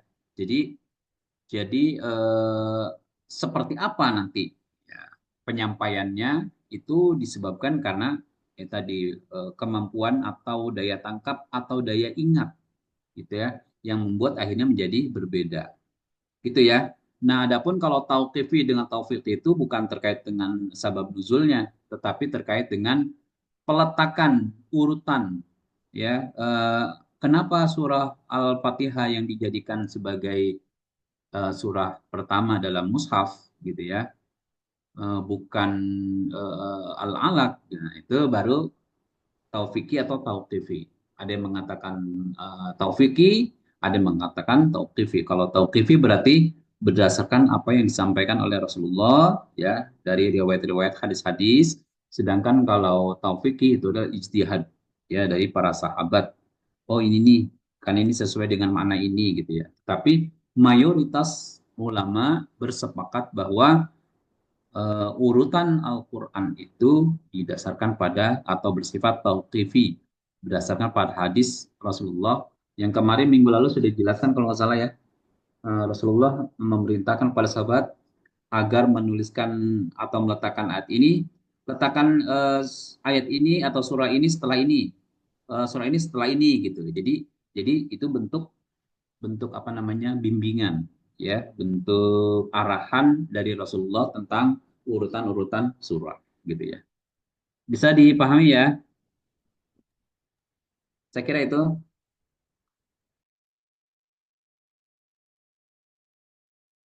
Alhamdulillah, mungkin bisa sama-sama dipahami, Kak. Ya, terima kasih Bapak. Alhamdulillah. Alhamdulillah. Pak moderator, tapi kan ada istilah al-ibratu bi umumil lafzi la bi khususis sabab. Iya, betul, Pak. Jadi apa namanya? Masya Allah.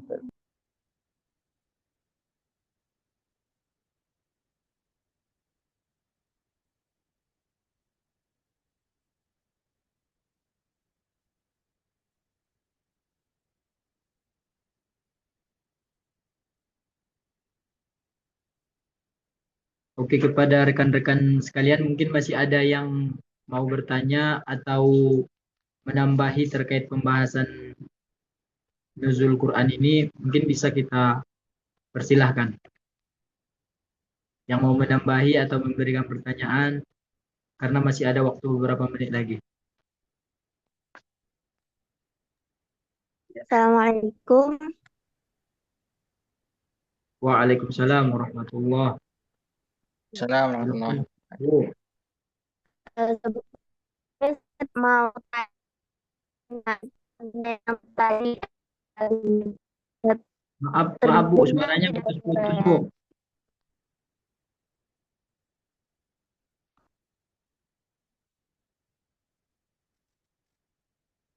sekarang kadang enggak.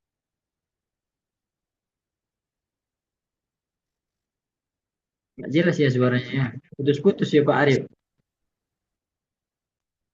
Ya putus-putus ya.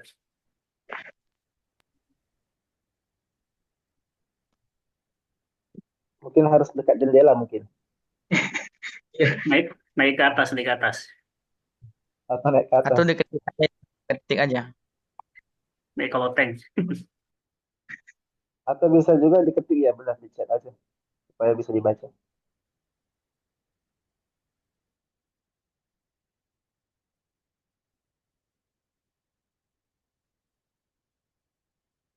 Ibu siapa tadi yang mau bertanya? Mudah-mudahan diberikan oleh Allah kemudahan.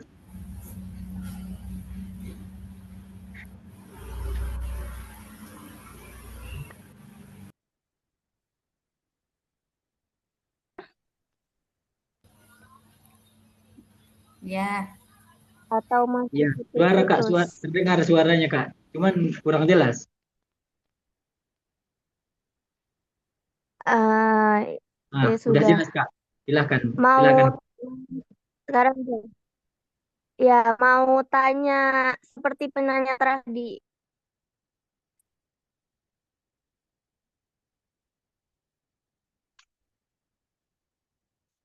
Gimana Kak?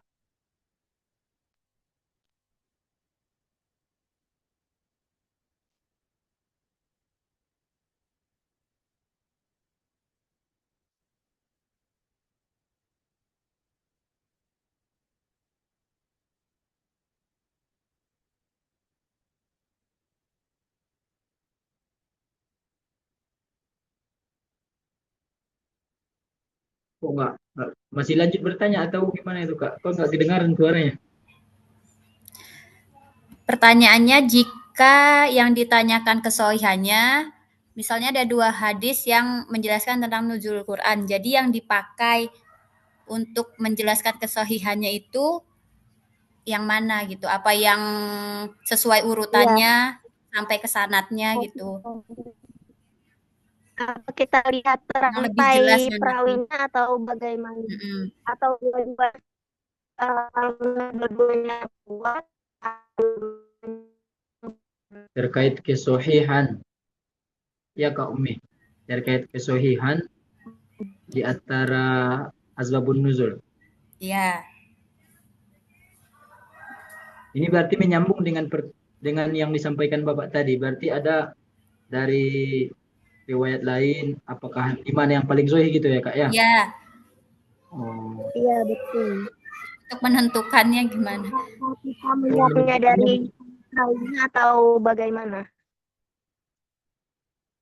Sesuai mungkin sesuai yang disampaikan Bapak tadi kan, yang kita pahami bahwasanya para sahabat ini kan daya tangkapnya berbeda-beda Kak. Daya tangkapnya berbeda-beda dan sesuai dengan periwayatan hadis, kalau dari segi periwayatan hadis pun yang paling sahih itu adalah orang yang paling kuat hafalannya gitu.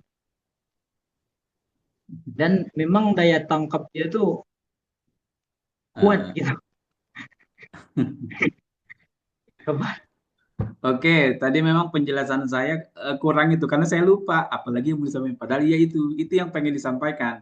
Ketika sudah kita menemukan beberapa hadis yang berbeda, yang pertama mengatakan begini, yang kedua mengatakan begitu, gitu kan. Nah, sekarang tugas kita adalah mencari atau menelusuri mana riwayat periwayatan hadis yang kuat. Nah, maka kita di sini nih perlunya belajar takhrij hadis sama apa naklul hadis atau kritik hadis itu, ya. Di situ kita bisa melihat bagaimana proses periwayatannya, siapa perawinya, bagaimana kompetensi, kapabilitas, kredibilitas dari perawi tersebut, gitu ya. Kalau dilihat dari apa persyaratan rijalul hadis itu apa sih? Pertama harus, kalau Muslim udah jelas ya, mutlak ya. Kemudian punya bersifat adil, ya. Adil ini artinya beliau itu tidak pernah melakukan dosa-dosa besar, ya, dan meminimalisir dosa-dosa kecil. Kemudian apa dobit ya, punya dobit ya, punya kemampuan akal yang kuat, punya daya tangkap, daya hafal yang kuat, gitu kan. Itu masuk ke situ. Nah, daya nalar yang kuat, gitu kan. Jadi kapabilitas atau kemampuannya itu sudah diakui, gitu ya. Nah, terus tidak berdusta, ya, tidak sering bergurau, bercanda, berdusta, gitu ya. Kadang kan kita sering nanti apa ikut ini, datang, yang datang ada hadiahnya umroh, gitu kan. Terus di belakangnya tapi bohong, ya itu kan berarti dia sudah rajin bercanda tuh kan. Nah, orang seperti itu akan mengurangi kemampuannya dia, kapabilitas atau kredibilitas dia sebagai seorang yang katakanlah bisa dipercaya. Kalau sudah begitu kan bisa jadi nanti apa yang dia sampaikan ujung-ujungnya tapi bohong, gitu loh. Misalnya Rasulullah pernah berkata demikian, begini, begini, begini, begini.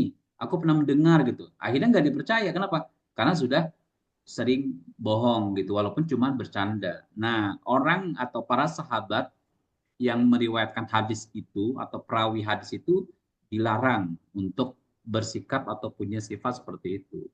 Nah, itu tadi persyaratan di jalur. Nah, dari situ dicari tuh siapa yang paling kuat, ya, yang memiliki kriteria lebih sempurna, ya, terkait dengan persyaratan di jalur hadisnya, kemudian apa periwayatannya. Nah, periwayatan itu kan dari Rasulullah sampai ke kita itu kan banyak alurnya, ya, banyak tahapannya, banyak perawinya. Nah, kalau ada satu perawi yang kita anggap aduh kurang ini, kurang pinter, gitu ya, katakanlah daya tangkapnya kurang atau kurang idep, gitu. Bahasa kita itu kurang idep dan seterusnya. Itu juga akan mengurangi derajat hadis, gitu ya. Nah, tugas kita setelah kita menemukan dua hadis tadi agar kita bisa menerima atau menggunakan mana hadis yang kita bisa pakai. Nah, itu tadi adalah dengan cara mentarjihnya. Mentarjih itu tadi salah satunya dengan mengadakan komparasi mana yang lebih kuat periwayatannya, mana yang lebih utuh sanadnya, nyambung kepada Rasulullah, tidak terputus.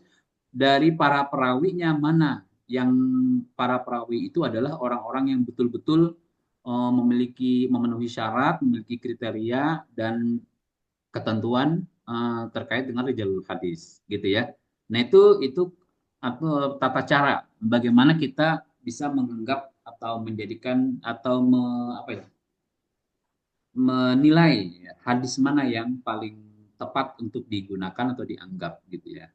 Tetapi jangan juga menutup kemungkinan misalnya, oh saya hadis yang paling sahih ini adalah yang ini, ya, yang mutawatir, bla bla bla bla bla, gitu.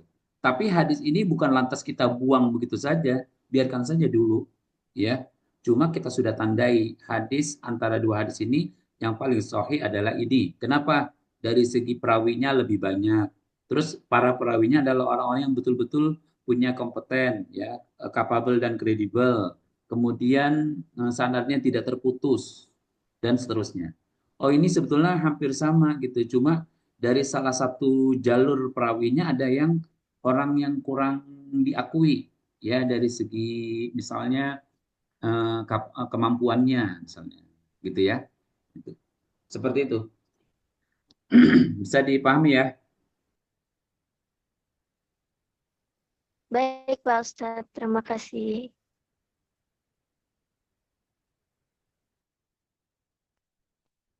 Tadi kan Kak Syekh Darawi sempat bilang tentang apa itu namanya Rawaiul Bayan gitu ya. Kebetulan di sini kan ada kitabnya. Terus saya pernah ngaji di bab walimah ayat apa itu la tadkhulu buyutan nabi itu memang sababun nuzulnya itu yang tertulis di sini mualifnya itu menyebutkan 2 sababun nuzul dan saya kira sepertinya itu sama-sama apa periwayatannya itu sama-sama kuat mungkin ya. Yang satu adalah dari Anas bin Malik, yang satu dari Umar bin Khattab dan keduanya itu benar-benar berbeda sama sekali kejadian apa pembahasannya itu berbeda sama sekali. Tapi ada benang merahnya mungkin itu terjadi di satu tempat atau terjadi di hampir berdekatan waktunya. Misal ini yang pertama asbabun nuzul yang disebutkan pertama itu terkait walimah. Ketika Nabi apa itu namanya menikah, terus ada yang memberikan makanan gitu, terus Nabi mengundang fulan beberapa orang untuk ke rumahnya dan yang makan terus sampai mereka itu lama di rumah nggak pulang-pulang seperti itulah. Nah, pokoknya ini yang ayat asbabun nuzul pertama itu tentang walimah. Terus yang asbabun nuzul kedua itu tentang ayat hijab. Ini kan memang wa idza sa'altumuhunna fas'aluhunna min mata'an fas'aluhunna min wara'i hijab itu. Nah, mungkin di sini memang terjadi 2 kejadian sekaligus. Yang pertama adalah Nabi itu mengundang orang banyak gitu. Terus yang kejadian kedua Umar bin Khattab itu berkata, ini yang di asbab nuzul kedua, di rumah Anda, di rumah engkau Rasul itu yang masuk itu bukan orang baik saja tapi orang buruk gitu. Itu berkaitan dengan tamu-tamu yang tadi mungkin. Jadi sebenarnya ini kayak mungkin saling menguatkan dan bisa dilihat dari perspektif ada 2 emang di satu ayatnya itu ada 2 pembahasan. Yang pertama adalah tentang walimahnya, yang kedua itu lebih membahas tentang bagaimana sikap seharusnya seorang istri ketika banyak tamu-tamu yang masuk seperti itu. Jadi sama-sama kepakainya mungkin. Saya lihat juga rawinya juga dari Shahihain semua ini periwayatannya itu. Itu mungkin salah satu contoh di mana satu ayat itu memiliki beberapa asbabun nuzul. Terus di bawahnya lagi itu juga dijelaskan wa qad dzukirat riwayatun ukhra fi asbabin nuzul walakinnaha kama qala Ibnu al-Arabi kullaha dhaifah. Jadi selain 2 ini sebenarnya ada beberapa lagi tapi yang lain itu dhaif. Sedangkan yang ini yang 2 tadi itu kuat gitu loh. Jadi yang disebutkan mu'alif di kitab ini adalah yang 2 itu tadi. Masih ada keterkaitan benang merahnya lah seperti itu. Terima kasih.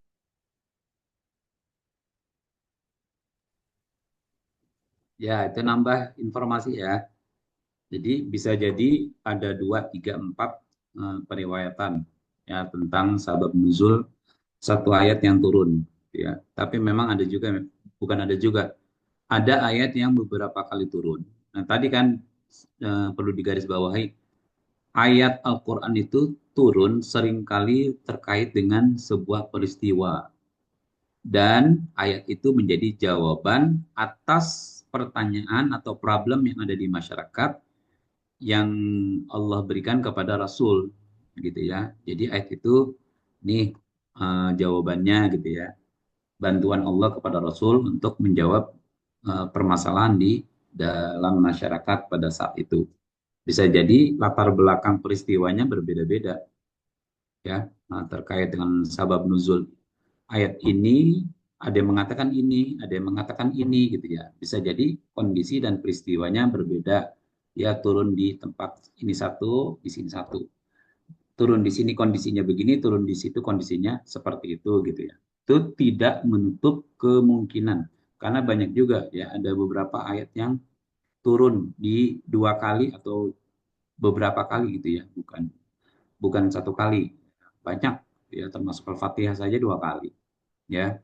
Surah Al-An'am, Az-Zumar, ya, Al-Baqarah terkait dengan kiblat, gitu ya, itu juga juga turun lebih dari satu kali, yang tentu bisa jadi apa namanya, sabab nuzulnya juga berbeda-beda. Demikian, silakan. Waktunya udah habis atau belum nih? Kayaknya sudah 11.41 ya. Sudah, Udah Pak. habis, Pak. Sudah ya? Baik, silakan ditutup moderator. Oke, mungkin alhamdulillah kita mudah-mudahan diberikan oleh Allah pemahaman atas apa yang sudah kita bahas hari ini, dan mudah-mudahan bisa menjadi ilmu yang bermanfaat bagi kita. Amin. Demikian mungkin dari kami, kita tutup dengan hamdalah dan doa kafaratul majelis. Alhamdulillahirabbil alamin. Rabbil alamin, subhanaka wa bihamdika, Asyhadu an la la ilaha ilaha illa illa anta anta astaghfiruka astaghfiruka wa atubu ilaik. wa atubu ilaik. Terima kasih Pak atas semuanya Pak. Baik, terima kasih kepada moderator Ustadz Samsul Bahri. Mudah-mudahan diskusi kita kali ini betul-betul bermanfaat dan berkah ya ilmunya, insya Amin. Allah. Dan kita bisa berdoa kembali untuk mudah-mudahan bisa menjalankan ibadah puasa dengan sehat, ya, nilai sempurna, ya, Amin. berakhir sampai nanti akhir Ramadan. Amin ya Dan Rabbal. jumpa lagi pekan depan, insya Allah. Pekan depan mungkin terakhir ya sebelum Lebaran, tanggal Iya berapa? Pak. Iya. 15, bukan ya? 15 ya, apa 14? 15. 15. 15. Ya, maka dipersiapkan untuk presentasi yang bergiliran. Baik, saya ucapkan terima kasih atas segala perhatian. Mohon maaf bila ada kelebihan kekurangan. Wallahul muwaffiq ila aqwamit thoriq. Wassalamualaikum warahmatullahi wabarakatuh. Waalaikumsalam Waalaikumsalam warahmatullahi wabarakatuh. Wabarakatuh. Silakan Terima kasih, Pak. di